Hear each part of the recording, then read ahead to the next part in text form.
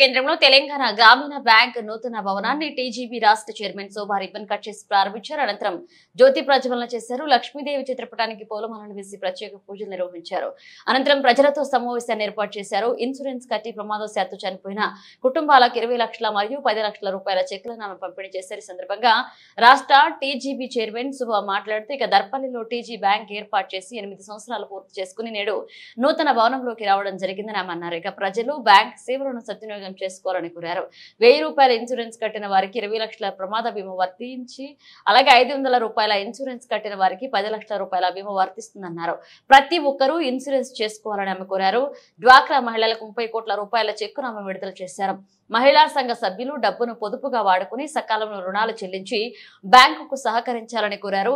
ఈ కార్యక్రమంలో ముఖ్య అతిథులుగా MPP Nalla Sarika Hanumanth Reddy, Nizamabad RM Naveen Kumar, NABARD DM Praveen Kumar, Nizamabad LDM Ashok Chavan, Darpalli TG manager Virinchi Reddy, field officer Vamshi Kumar, cashier V Nitin, APM Sunitha, TG bank సిబ్బంది నవీన్, విశాల్ గంగాధర్, గ్రామ కమిటీ చైర్మన్ అరుగుల రాజేశ్వర్, తెరాస నాయకులు నల్లా హనుమంత్ రెడ్డి, ఆయా గ్రామాల డ్వాక్రా సంఘాల మహిళలు, బ్యాంక్ ఖాతాదారులు పాల్గొన్నారు.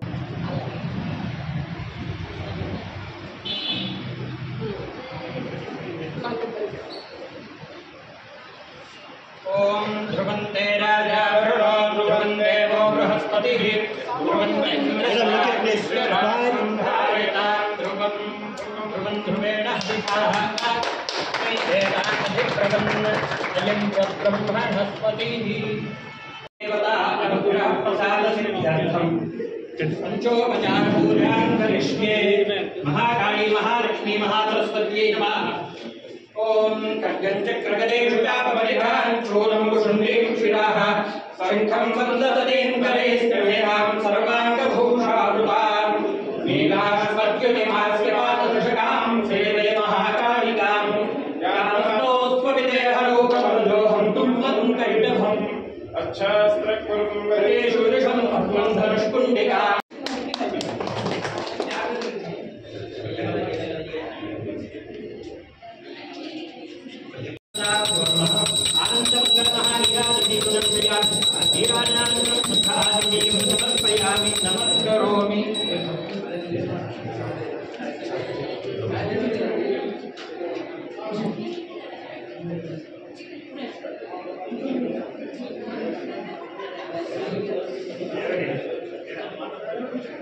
ओम पुष्पावती प्रसूपती हरिनीलफला ज्योतिष्मतीं पादालयामि ज्योतिष्कृतं पादालयामि ज्योतिर्मितं पादालयामि आदिपतिं पादालयामि प्रन्तीं पादालयामि मन्मनाः भवन्तीं पादालयामि दीप्यमानां पादालयामि रोचमानां पादालयामि यजस्रान् पादालयामि बृहद्योतिषं पादालयामि बोधयन्तीं पादालयामि जाग्रतीं पादालयामि बुद्धिर्यत्प्रजातवेदो पठन्निरुचिं मम ज्योतिष्मत्यै नमः। Okay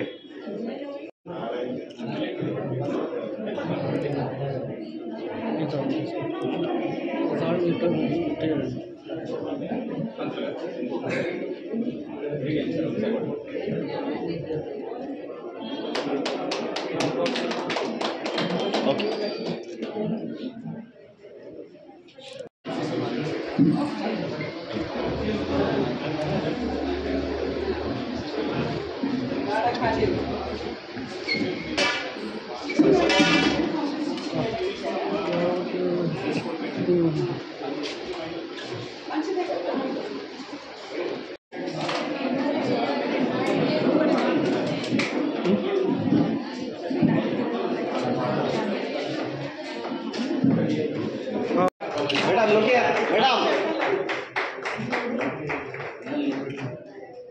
wait wait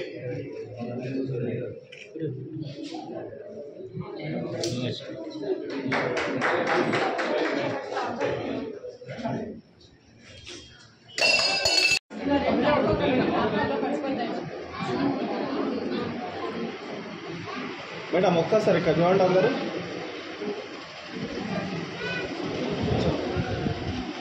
madam madam ఇక్కడ చూడండి గట్టిగా చెప్పండి. పాము కాటుతో చనిపోయారు, వారికి కూడా 20 లక్షల రూపాయల ఇన్సూరెన్స్ వచ్చింది. కేవలం సంవత్సరానికి 1000 రూపాయలు కట్టిన వారికి ఈ స్కీమ్ వర్తిస్తుంది.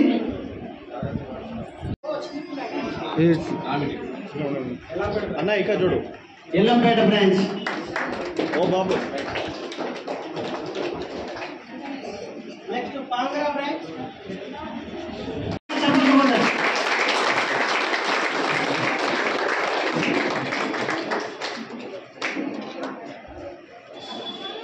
ముగిస్తున్నారు. తర్వాత ముఖ్య అతిథి శోభా మేడం గారు, తెలంగాణ గ్రామీణ బ్యాంక్ చైర్మన్ గారు, తెలంగాణ గ్రామీణ bank regional manager Naveen Kumar గారికి, మన కొత్తగా వచ్చిన నిజామాబాద్ ఏటీఎం గారికి, తర్వాత మేడంకి, అందరికీ కూడా నమస్కారం. నా పేరు ప్రవీణ్ కుమార్.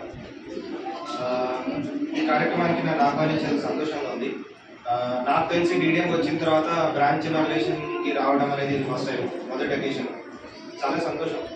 అయితే ఇంతకుముందు అందరూ చెప్పినట్టుగా ఇంతకుముందు పైన ఉండేది బ్రాంచ్ కస్టమర్స్కి రాకపోకలంతా కూడా కొంచెం కష్టమైంది. దాన్ని దృష్టిలో పెట్టుకొని బ్రాంచ్ కిందికి షిఫ్ట్ చేయడం జరిగింది అనేది చాలా సంతోషం.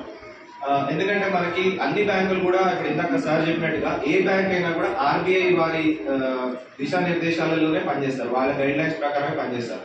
ఆర్బీఐ చెప్పడం కూడా ఏంటంటే కస్టమర్ రీచ్ లో ఏ బ్రాంచ్ అయినా ఉండాలి, అంటే వాళ్ళకి రాకపోకలు కూడా చాలా ఫెసిలిటీ అన్ని కూడా సమంగా ఉండాలనేది ఆర్బీఐ డైరెక్షన్స్. కాబట్టి దాన్ని పాటిస్తూ గ్రౌండ్ ఫ్లోర్ లో బ్రాంచ్ ఓపెన్ చేయడం అనేది చాలా సంతోషం. రెండోది ఏంటంటే ఇందాక ఎల్ఎం గారు చెప్పినట్టుగా ఎస్బీఐకి గ్రామీణ బ్యాంకులకి చాలా పాత సంబంధము. చాలా మటుకు దేశవ్యాప్తంగా ఎన్నైతే గ్రామీణ బ్యాంకులు ఉన్నాయో దాదాపుగా స్పాన్సర్ చేసిన బ్యాంకులలో ఎస్బీఐది పనిచేసి ఇది చాలా గర్వకారణం. ఎస్బీఐకి మళ్ళీ ఒకసారి మనం చెప్పండి కొడతాం. ఎందుకంటే వేరే బ్యాంకులు కూడా స్పాన్సర్ చేస్తున్నాయి కానీ ఎస్బీఐకి ఉన్నంత రీచ్ వేరే బ్యాంకులకు లేదు. ఇంకోటి ఏంటంటే సార్ ఎల్ఎం గారు చెప్పినట్టుగా మన ఈ మన ఈ సేవింగ్ సోషల్ సెక్యూరిటీ స్కీమ్స్ లో 3 స్కీమ్స్ ఉన్నాయి. ప్రధానమంత్రి జీవన్ జ్యోతి బీమా యోజన, తర్వాత ప్రధానమంత్రి ఎస్బీవై, తర్వాత ఏపీవై. ఈ 3 స్కీమ్లలో కూడా అందరూ దయచేసి ఎక్కువ మొత్తం కాదు 450 చిల్లర వస్తుందమ్మా సంవత్సరానికి. ఈ 3 పథకాల్లో కూడా మీరు సభ్యత్వం తీసుకుంటే మంచిది. ఎందుకంటే ఇందాక సార్ చెప్పినట్టుగా యాక్సిడెంటల్ ఇన్సూరెన్స్ అనేది కవర్ అవుతుంది. కాబట్టి మనం చేసే వృధా ఖర్చులు చాలా ఉన్నాయి. దాంట్లో ఇది వృధా ఖర్చు అనుకోకుండా ఖచ్చితంగా ఈ 3 స్కీమ్లలో కూడా మీరు సభ్యత్వం తీసుకుంటే రేపొద్దున జరగరాంది జరిగితే మన ఫ్యామిలీ మెంబర్స్ కి మనం చాలా హెల్ప్ చేసిన వాళ్ళం అవుతాము.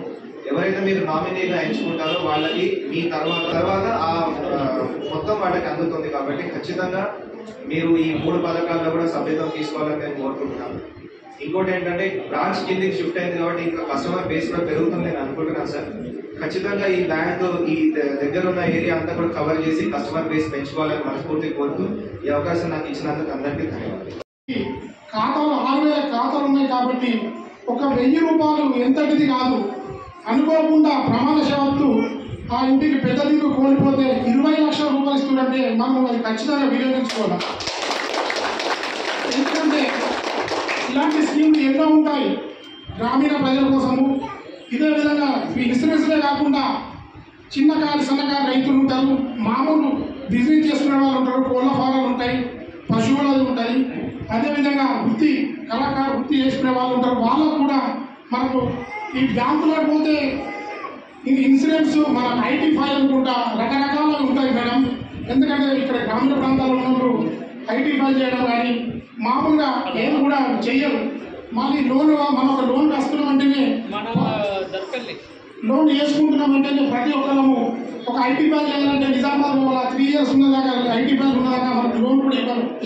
అలాంటిది మీకు నిరంతరం బ్యాంకులకు వచ్చినప్పుడు మాకు ఎందుకంటే ఇప్పుడు ఒక కన్సల్టేషన్ పెట్టుకుంటారు. ఎందుకంటే ఒక రియల్ ఎస్టేట్ చేసే ఒక ఆఫీస్ పెట్టుకున్నప్పుడు ఇక్కడ మన ఆఫీస్లో కూడా మీరు మామూలుకు పబ్లిక్ ఎందుకంటే పబ్లిక్ మోటివేషన్ చేయడానికి ఈ స్కీమ్ ఇలా ఉంటుంది బాబు, మీరు ఒక ఇన్సూరెన్స్ ఉంటుంది, ఒక హౌస్ లోన్ ఉంటుంది, ఒక బోట్ ఫామ్ ఉంటుంది, ఒక ఫోటోలో మేము ఈ సేవలు చేస్తామని చెప్పి దయచేసి, ఎందుకంటే మనం పబ్లిక్ సేవ కోసం ఉన్నది కాబట్టి బ్యాంకు మీరు ఒక వ్యక్తిని పెట్టి ఇక్కడ పబ్లిక్ కోసము నిరంతరం కష్టపడితే ఇలాంటి గ్రామాలకు మంచి పేరు వస్తుంది.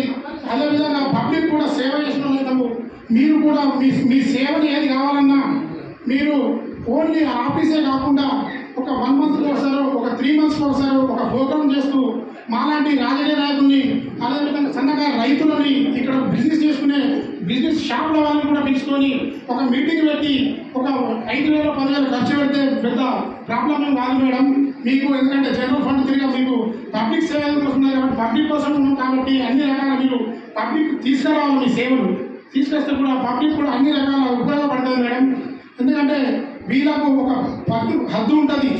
మీరు వచ్చింది కాబట్టి మీ దృష్టికి ఇవన్నీ తీసుకొస్తున్నారు. ఖచ్చితంగా అంటే మీరు స్టేట్ చైర్మన్ కాబట్టి అన్ని జిల్లాలలో, అన్ని గ్రామీణ బ్యాంకులలో ప్రతి ఒక్కరికి మీరు వాళ్ళకు ఒక స్వేచ్ఛను ఇచ్చేస్తే, స్వేచ్ఛ అంటే అదేవిధంగా మీ రూల్స్ కండిషన్స్ చాలా బాగా స్ట్రిక్ట్గా ఉంటాయి. ఏ బ్యాంక్ అయినా కంపల్సరీ ఉండాలా, ఉండకపోతే కూడా జనం కూడా బద్ధకమవుతారు, ఏది కూడా వసూలు కావు. అట్లానే మంచి చేస్తూ ఇలా స్ట్రిక్ట్ చేస్తేనే పబ్లిక్ కూడా సేవ చేసిన వాళ్ళు అవుతారు.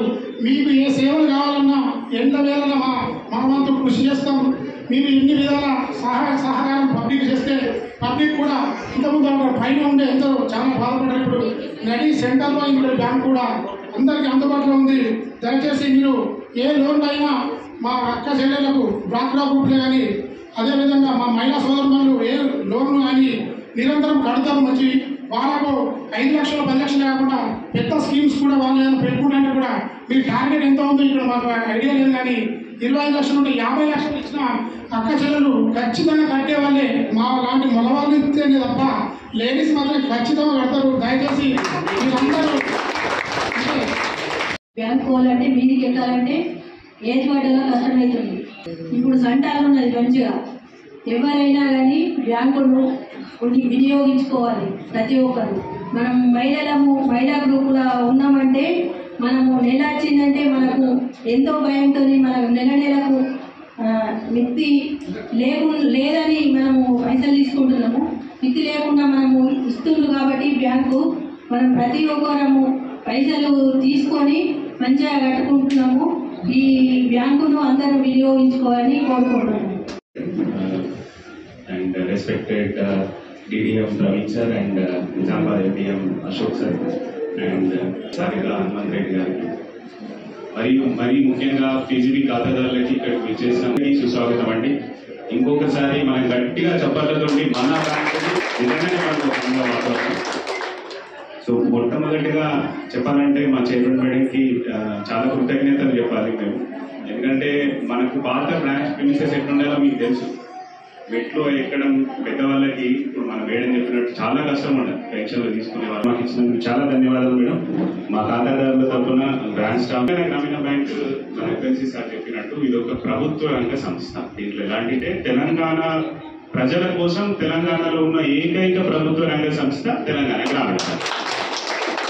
ఎస్బీఐ మొత్తం ఉంటుంది, భారతదేశం మొత్తం ఉంటుంది ఎస్బీఐ. తెలంగాణ గ్రామీణ బ్యాంక్ మన తెలంగాణలోనే ఉంటుంది.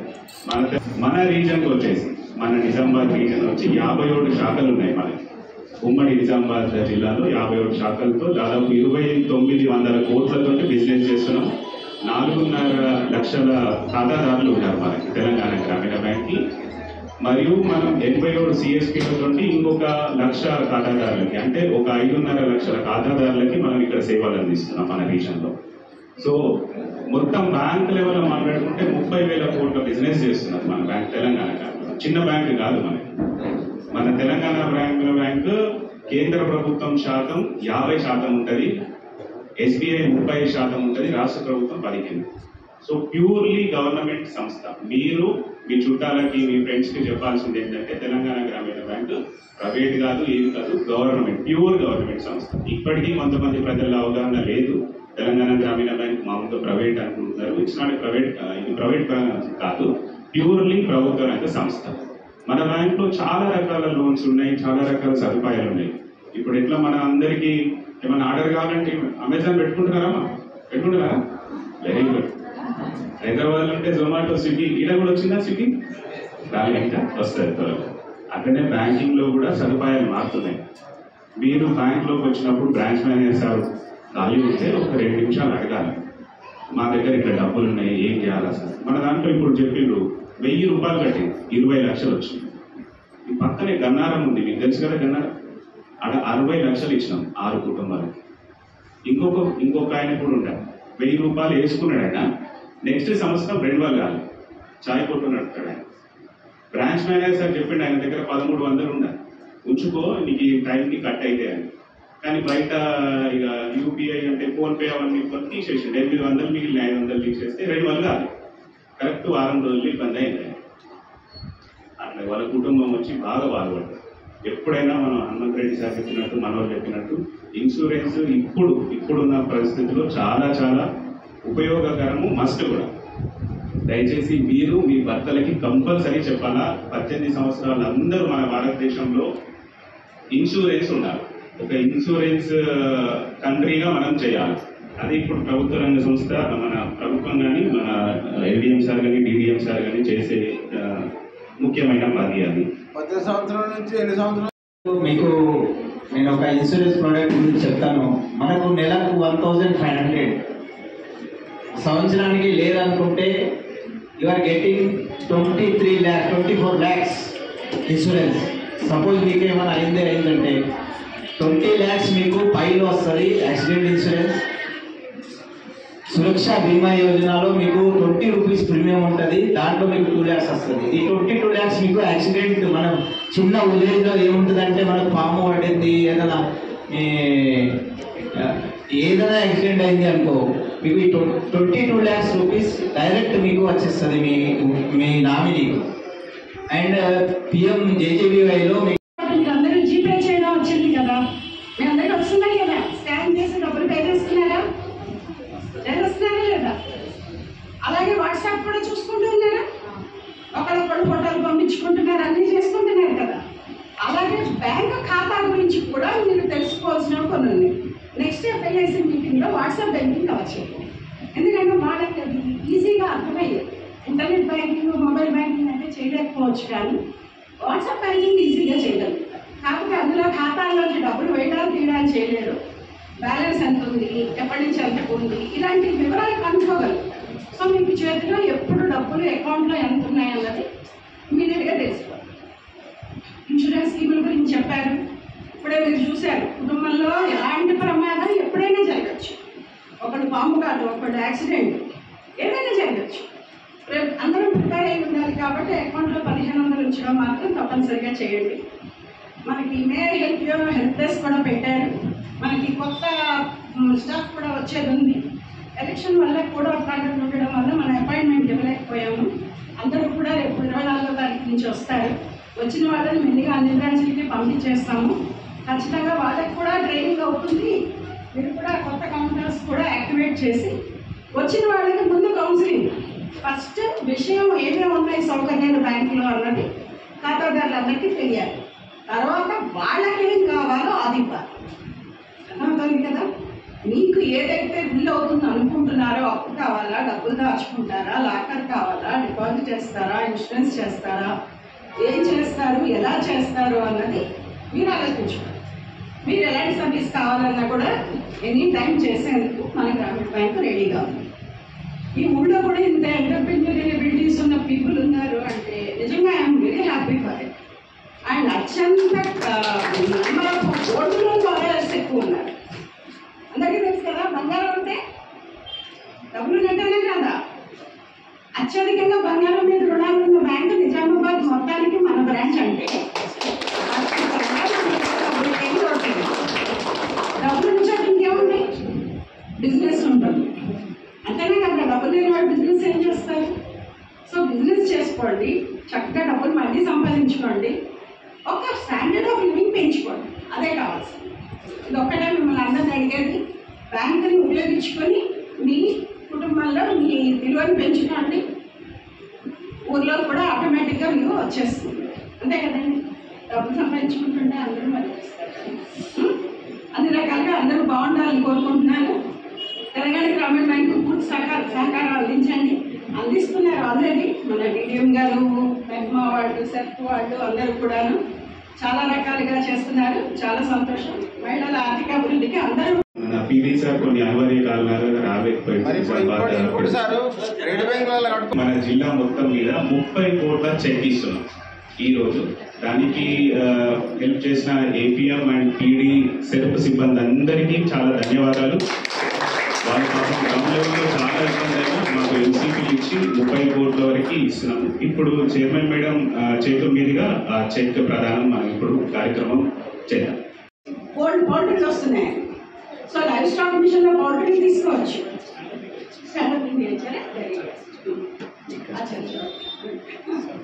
పౌల్ట్రీ బాగా నడుస్తుందండి, నడుస్తుంది. మంచిగా కవర్లు అన్నీ చేసి ఉంచారు, బాగా చేస్తారు. అలాగే మనకి లైఫ్ స్టాక్ మిషన్ కింద 10 గేదెలు పెట్టుకుంటామన్నా ఏది అన్నా సరే మీకు ఎలా తెలంగాణ గ్రామీణ బ్యాంకు మీతో పాటు అని ఎందుకంటున్నానంటే మీకు సమయానికి అప్పిస్తుంది, మళ్ళీ తీసుకుంటుంది, తప్పలేదు కదా. మీ ఇల్లు పెట్టుకోదు, వాకిలు పెట్టుకోదు, మీ మళ్ళీ గొలుసులు పెట్టుకోదు, మీ ఇంట్లో గిన్నెలు పెట్టుకోదు. మిమ్మల్ని నమ్మి మీ మొహం చూసి మీకు చక్కగా లోన్ ఇచ్చి తీసుకుంటుంది, మరి తప్పలేదు కదా.